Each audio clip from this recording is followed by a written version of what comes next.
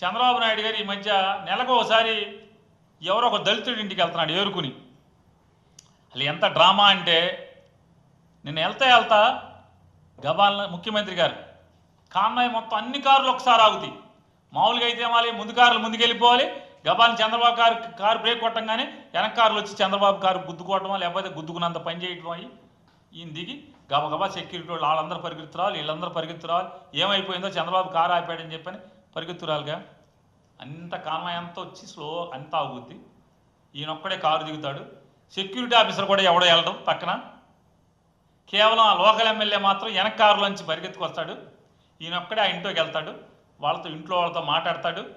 అన్నీ ముచ్చటించి అన్నీ మాట్లాడేసేసి మీకు ఇల్లు శాంక్షన్ చేస్తాను. అసలు ఎలా బతుకుతున్నారు ఇట్లా అని చెప్పని. 14-19 ఇతనే ముఖ్యమంత్రి, అప్పుడు బతకలేదు వీళ్ళు. మరి నువ్వేమయ్యావు అప్పుడు? ఈ రాష్ట్రానికి ఎన్టీ రామారావు గారు నువ్వు వెన్నుపోటు పొడిచి కూలదోసిన కానించి నువ్వు ఎన్నిసార్లు చేసావు? నువ్వే చెప్తున్నావుగా నేనే బాగా ఎక్కువ కాలం బతికిన ముఖ్యమంత్రిని. మరి ఇంకా వాళ్ళ బతుకులు అట్టాగే ఉన్నాయిగా. సిగ్గుపడాల్సింది పోయి ఇంకా నేను ఒక ఇల్లు శాంక్షన్ చేస్తాను మీకు అంటాడు. అంటే నెలకు ఒక ఇల్లు శాంక్షన్ చేస్తాడు ఒక దళితుడికి.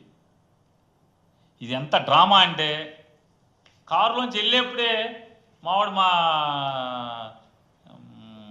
గుడ్ మార్నింగ్ అని మావాడు వెళ్ళేవాడు కేతిరెడ్డి. చేపుకోపోయి మైక్ ఉండేది, ఇక్కడ మైక్ పెట్టేసుకుని ఆయన వెళ్ళేవాడు మావాడు కేతిరెడ్డి. ఇదే మైక్ చూడండి, చంద్రబాబు చేతికి మైక్, చక్కాకి మైక్ ఎందుకు కొడతాండి మైకు? సడన్గా దిగెళ్ళాడు. ఆయనకి గబాలన ఏదో పేద కుటుంబం కనపడిందన్న డ్రామా సీన్ క్రియేట్ చేయడం కోసం గబాలని కారు ఆపి ఈయనొక్కడే వెళ్ళాడు. ఒక్క సెక్యూరిటీ వాడు దిగడం ఏ కారులోంచి. సరే వెళ్ళాడు, సర్లే చంద్రబాబుని గాలికి వదిలేశారు, వెళ్ళాడు. మైక్ ఎందుకు ఉంది? మైక్ ఈయనొక్కడికే కాదు చూడండి, ఒక ఫోటోలో ఆయనతో ఇంకో కుర్రాడికి కూడా ఉంది. ఎక్కడది ముందే ఎక్కడది మైక్? అక్కడ ఆయనతో కుర్రాడికి మైక్ ఎందుకు వచ్చింది? కూర్చున్న కుర్రాడికి ఉంది చూడండి, కుర్చీలో కూర్చున్న కుర్రాడికి మైక్ ఉంది. చివరిలో ఆ మైక్ మళ్ళీ తీసి ఇంకో కుర్రాడికి పెట్టారు. ఇక్కడ కూడా చంద్రబాబుకి మైక్ ఉంది.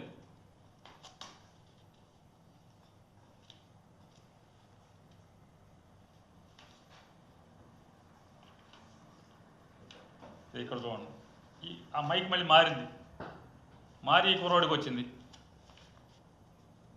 ఈ అడ్డచారల కుర్రోడికి వచ్చింది, ముందు ఇంకొక కుర్రోడికి ఉంది. అంటే ఎంత ప్రీ ప్లాన్డ్ డ్రామా.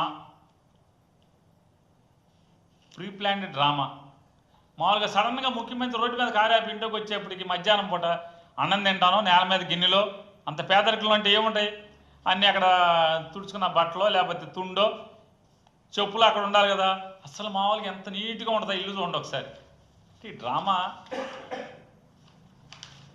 ఈ డ్రామాకి ఏమీ తేడా లేదు. మరొకసారి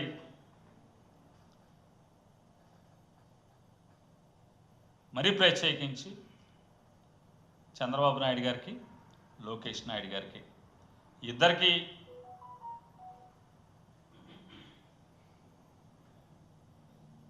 మేము పిలుస్తున్నాం, మీరు కదలండి. మేము మాదేదో బబుల్ స్టాండర్డ్ అని చెప్పారు కదా చాలా మామూలుగా తప్పుడు మాటలు. మాతో పాటు సుప్రీంకోర్టులో మీరు కూడా రిట్ ఫైల్ చేయండి.